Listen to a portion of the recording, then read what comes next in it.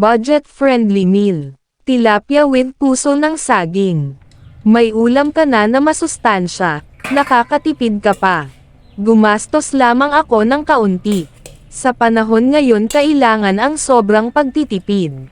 Fresh tilapia sa halagang 100 pesos, puso ng saging hiningi galing sa kapitbahay. Ganito sa probinsya, pwede ka humingi, wag lang nakawin ang pinaghirapan ni neighbor. Tanggalin ang matigas na party ng puso ng saging.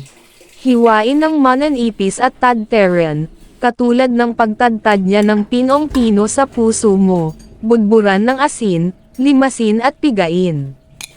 Haluan ng sibuyas at luya. Kaunti nga lang luya ko, mas madaming luya mas masarap. Budget-friendly nga diba? Mahal ang luya ngayon kahit magtanong ka pa sa palengke. Haluin ng mabuti. Ilagay sa kaldero katulad ng nasa video. Pero depende din sa style na gusto mo. Budburan ng magic sarap.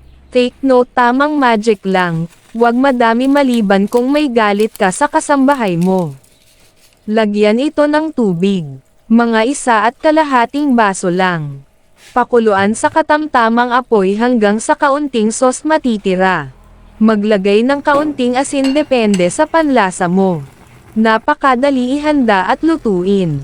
Makakatipid ka hindi lang sa budget maging sa oras mo. Please subscribe to my channel. Salamat sa panonood at magandang buhay.